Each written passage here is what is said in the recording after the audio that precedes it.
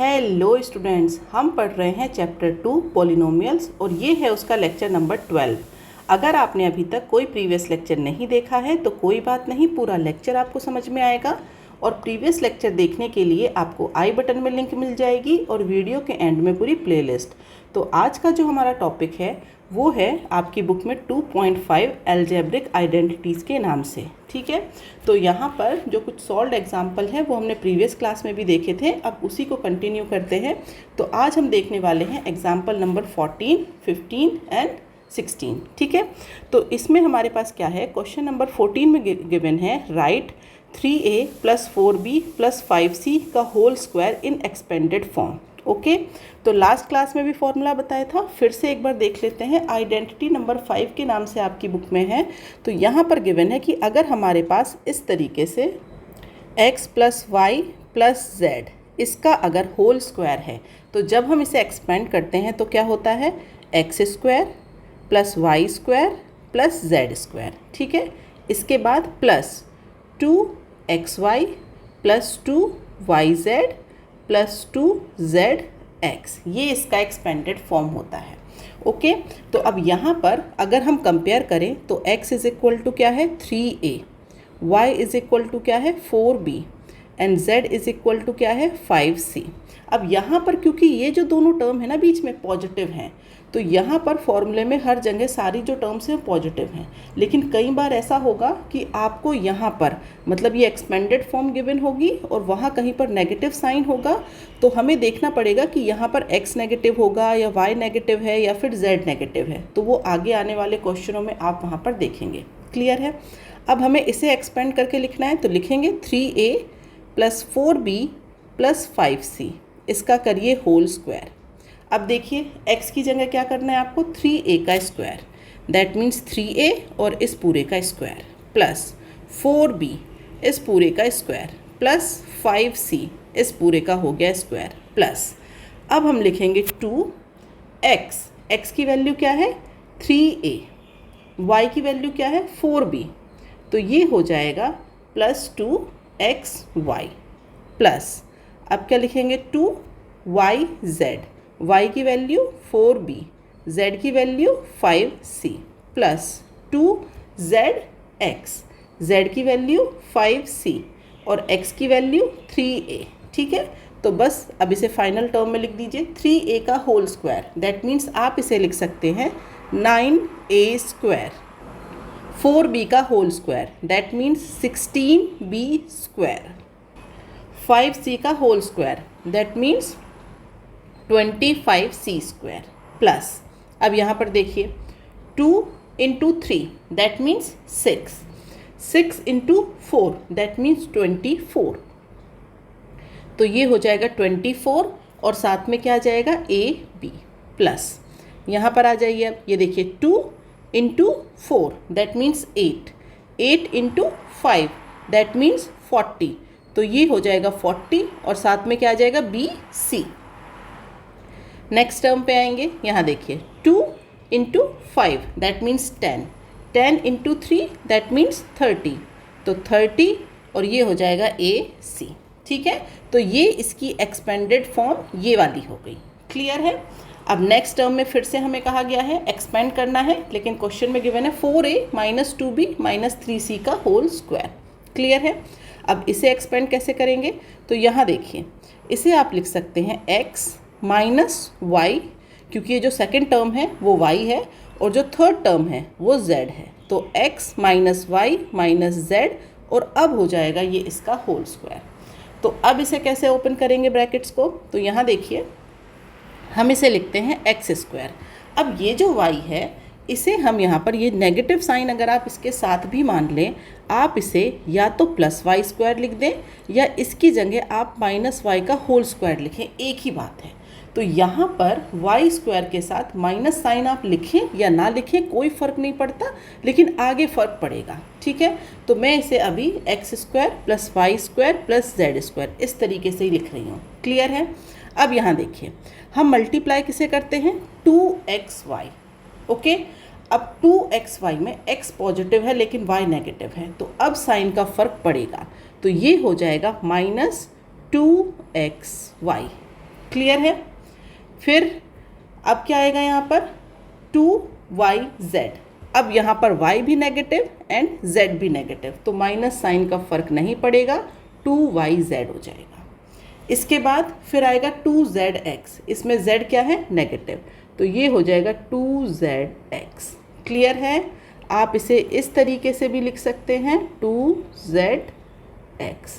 एक तो फॉर्मूला आप इसे इस तरीके से एक्सपेंड करिए, ऐसे नहीं एक्सपेंड करना है, नेगेटिव साइन लेकर के चलना है, तो उस तरीके से बताती हूँ। दूसरे तरीके में आप इसे लिख सकते हैं, और यहाँ पर हम इसे लिखेंगे x² प्लस माइनस वाई का whole square plus minus z का होल स्क्वायर। क्यों? क्योंकि y के आगे z के आगे नेगेटिव साइन लगे हुए हैं, plus 2x minus Y plus 2 minus Y minus z plus 2 minus Z X. आप इसे इस तरीके से भी लिख सकते हैं, ठीक है। तो वो आपके ऊपर है कि आप नेगेटिव साइन को लेकर के चलना चाहते हैं इस तरीके से साथ में, या फिर नेगेटिव साइन को पहले ही बाहर निकाल देना चाहते हैं। तो मैं ये फर्स्ट वाला मेथड लेकर के चल रही हूँ, ठीक है, मुझे ये ज़्यादा कन्वीनियंट लगता है। तो अब यहाँ पर कंपेयर करिए, तो यहाँ पर देखिए, अगर हम x की बात करें तो x की वैल्यू हो जाएगी 4a, y की बात करें तो y की वैल्यू हो जाएगी 2b। नेगेटिव साइन मैंने यहीं पर ले लिए, y और z के साथ नेगेटिव साइन नहीं लिए हैं, तो मैं इन्हें डायरेक्टली लिखूंगी, and z is equal to हो जाएगा 3c। क्लियर है। अब अगर मैं इस फर्स्ट वाले मेथड से कर रही हूँ इसे, ठीक है, ये सेकंड मेथड है, मैं फर्स्ट वाले से कर रही हूँ, तो अगर हम इससे करेंगे तो हम इसे क्या लिख सकते हैं, हम पहले तो लिख लेते हैं 4a minus 2b minus 3c, इसका होल स्क्वायर। ओके, इसे हमें एक्सपेंड करना है। कैसे करेंगे? तो यहाँ पर देखिए, सबसे पहले x², x की वैल्यू 4a का स्क्वायर प्लस y² y की वैल्यू 2b का स्क्वायर प्लस z की वैल्यू क्या है 3c का स्क्वायर। अब माइनस साइन लगा दीजिए, ठीक है। अब 2 into x 4a y 2b plus 2 y की वैल्यू 2b z की वैल्यू 3c, उसके बाद माइनस 2 z की वैल्यू 3c और x की value 4a। Minus sign already लिए हुए हैं, तो y के साथ और z के साथ लिखने की ज़रूरत नहीं है। तो अब इसे हम यहाँ पर लिख सकते हैं इक्वल टू में 4a का होल स्क्वायर, दैट मीन्स ये हो जाएगा 16a², ओके, प्लस 2b का whole square, that means 4b² plus 3c का whole square, that means 9c², minus sign. अब यहाँ पर देखिए 2 into 4 that means 8, 8 into 2 that means 16, तो माइनस 16ab प्लस ये हो जाएगा हमारे पास 2 into 2 that means 4, 4 into 3 that means 12, तो ये हो जाएगा 12bc। ओके, फिर आ जाएगा हमारे पास यहाँ पर माइनस साइन। इसके बाद क्या होगा 2 into 3 that means 6, 6 into 4 that means 24, तो ये हो गया 24ac। ठीक है, तो ये हो जाएगा हमारा आंसर। क्लियर है। तो आप दोनों में से कोई से भी मेथड से करिए, नेगेटिव साइन अंदर ले लीजिए इस तरीके से जैसे मैंने आपको सेकंड मेथड बताया है, या फिर आप नेगेटिव साइन को बाहर रखिए, ये देख के y के साथ नेगेटिव है, z के साथ नेगेटिव है, तो जहाँ y z दोनों होंगे वो टर्म हो जाएगी पॉजिटिव। ठीक है, तो ये देखिए ये वाली टर्म क्या है पॉजिटिव, लेकिन जहाँ पर एक्स वाई है और एक्स जेड है वो टर्म हो जाएगी नेगेटिव। तो आप इसे इस तरीके से भी कर सकते हैं। ओके, नेक्स्ट क्वेश्चन में कहा गया है, अब हमें एक्सपेंडेड फॉर्म गिवन है और कहा गया है कि इसे फैक्टराइज करिए। ठीक है, मतलब हमें इसे x plus Y plus Z का होल स्क्वायर, ये वाला जो फॉर्मूला होता है इस टर्म में इसे कन्वर्ट करना है ताकि हम इसके दो फैक्टर वहाँ पर लिख सकें। तो अब इसे कैसे करेंगे, तो यहाँ देखिए ये जो टर्म है क्या गिवन है 4x² plus Y square plus Z square minus 4xy minus 2yz plus 4xz। यहाँ से देख करके हमें क्या समझ में आया, जहाँ xy है और जहाँ yz है वहाँ नेगेटिव साइन है, लेकिन जहाँ पर x और z दोनों मिलके हैं वहाँ नेगेटिव साइन नहीं है। इसका मतलब नेगेटिव साइन किसके साथ है, नेगेटिव साइन है आपके पास x और z के साथ। क्लियर है। या फिर आप यूँ कह सकते हैं कि इस टर्म को देख के हमें ये समझ में आ रहा है कि जब हम नेगेटिव साइन की बात करते हैं तो ये देखिए, ये जो हमारा x और z वाला टर्म है साथ में, ये दोनों मिलकर पॉजिटिव बना रहे हैं, ठीक है। लेकिन जब हमारे पास x y है और y z है तब ये नेगेटिव है। तो इसका मतलब यहाँ इस x y में से कोई एक टर्म नेगेटिव है, ओके। यहाँ इस y z में से कोई एक टर्म नेगेटिव है, और ये जो x z है हो सकता है इसमें दोनों टर्म नेगेटिव हों, ठीक है। दोनों टर्म नेगेटिव हैं तभी तो वो आपस में मिलकर पॉजिटिव बना रही हैं, क्लियर है। तो पॉसिबिलिटी क्या हो सकती है, यहाँ पर दो पॉसिबिलिटी निकल करके हमारे पास आएंगी। वो दो पॉसिबिलिटी क्या है? पहली पॉसिबिलिटी तो ये कि जो हमारा y है वो नेगेटिव है। अगर y नेगेटिव है तो यहाँ देखिए -4xy -2yz सेटिस्फाई हो रही है कंडीशन। सिर्फ y को अगर आप नेगेटिव ले लें तो y अगर मैंने नेगेटिव ले लिया तो यहाँ पर x और z पॉजिटिव माने हैं मैंने, सिर्फ y नेगेटिव है, तो यहाँ पर -4xy भी मिल जाएगा, -2yz भी मिल जाएगा, और ये दोनों टर्म हो जाएंगी हमारी पॉजिटिव। दूसरी पॉसिबिलिटी ये है कि हमारे पास x और z ये दोनों क्या है, नेगेटिव है और y पॉजिटिव है। तो यहाँ देखिए इसमें क्या हो जाएगा, ये 4xy, इसमें y पॉजिटिव है लेकिन x नेगेटिव है, 2yz, यहाँ पर z नेगेटिव है और y पॉजिटिव है, और यहाँ दोनों नेगेटिव हैं तो दोनों ने मिलकर पॉजिटिव बना दिया। तो ये दो पॉसिबिलिटी निकल करके आती हैं, या तो आप y को नेगेटिव मान लीजिए या फिर आप x और z को नेगेटिव मान लीजिए। तो हम किसी एक को मानेंगे, हम चलेंगे फर्स्ट वाले केस के साथ, ठीक है। तो अगर हम इसे लेके चलें तो हम इसे कैसे लिख सकते हैं, हम इसे लिखेंगे 2x का होल स्क्वायर, ठीक है, प्लस सेकेंड टर्म को y का स्क्वायर प्लस थर्ड टर्म को z का स्क्वायर। अब हमें क्या बनाना होता है, 2xy फॉर्मूले के हिसाब से। तो हम इसे लिखेंगे यहाँ पर +2 × 2x × -5। आप -4xy को क्या लिख सकते हैं, 2 × 2x × -y, ठीक है, प्लस नेक्स्ट टर्म को क्या लिखेंगे, 2 × y × z। तो ये 2yz हो गया, y नेगेटिव है, प्लस नेक्स्ट टर्म क्या हो जाएगी, 2 × 2x × z लिख सकते हैं। तो अब ये हमारे पास फॉर्मूला हो गया जिस तरीके से हम बनाते थे, x² + y² + z² + 2xy + 2yz + 2zx।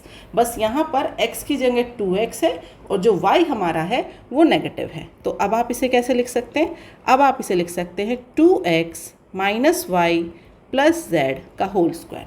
लेकिन अगर आप माइनस साइन कॉमन लेना चाहें तो आप इसे कैसे लिख सकते हैं, -2x + y - z का होल स्क्वायर। दोनों कंडीशन है, मैंने आपको बताया था ना, आइदर जो आपका x और z है आप उसे नेगेटिव ले लीजिए या फिर आप y को नेगेटिव ले लीजिए, किसी को भी आप नेगेटिव ले सकते हैं। वो हमें देखना पड़ेगा कि क्या क्या पॉसिबिलिटी वहाँ पर बन रही है। तो अगर आप इसमें से नेगेटिव साइन कॉमन ले भी लेंगे तो नेगेटिव का स्क्वायर हो जाता है, तो कोई फ़र्क नहीं पड़ेगा। तो दोनों कंडीशन है, x और z भी नेगेटिव हो सकते हैं या फिर सिर्फ y नेगेटिव हो सकता है।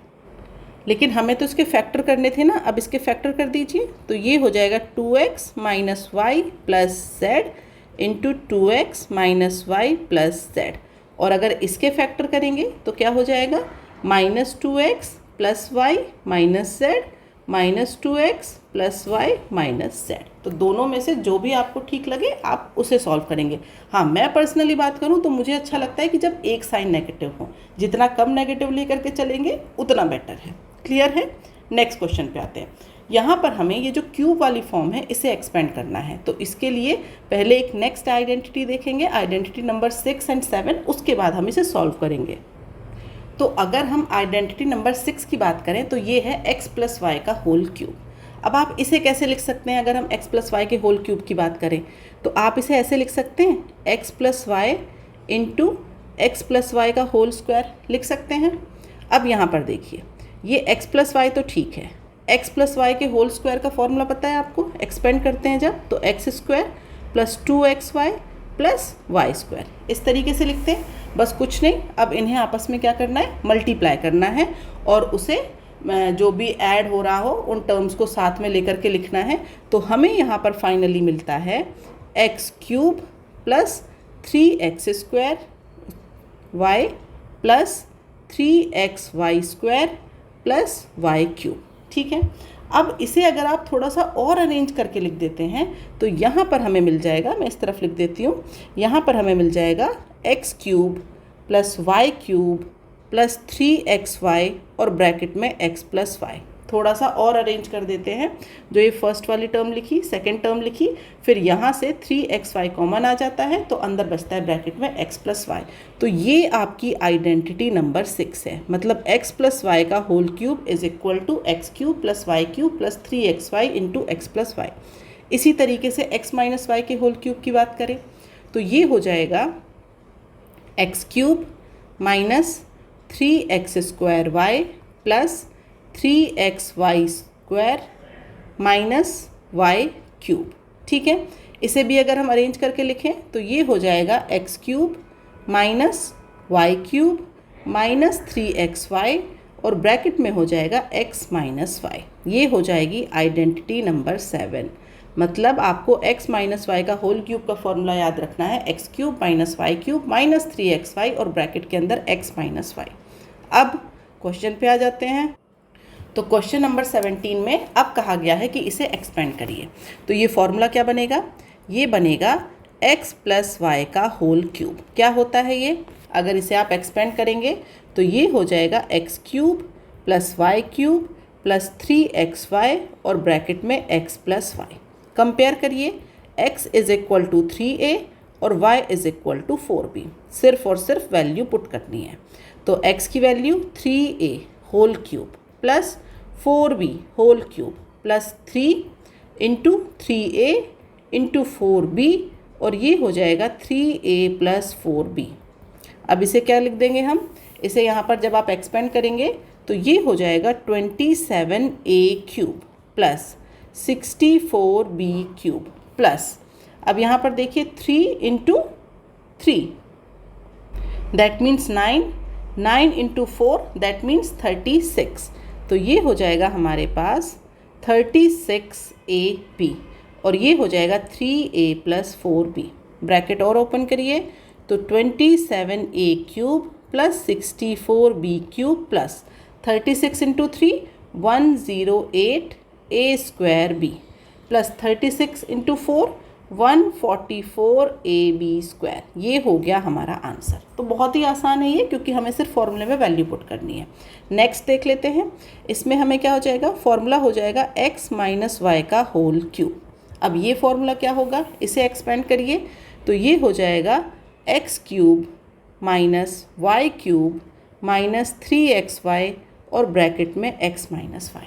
ठीक है, अब कंपेयर करिए तो x की वैल्यू है 5p और y की वैल्यू है 3q। Negative sign already consider कर चुके हैं तो y की वैल्यू को माइनस 3q मत लिखिएगा, क्योंकि फॉर्मूला ही हम x माइनस वाई के होल क्यूब का लगा रहे हैं। ओके, तो अब यहाँ पर अब वैल्यू एक्सपेंड करिए तो ये हो जाएगा 5p का होल क्यूब माइनस 3q का होल क्यूब माइनस 3, x की वैल्यू 5p, y की वैल्यू 3q, ब्रैकेट में 5p माइनस 3q।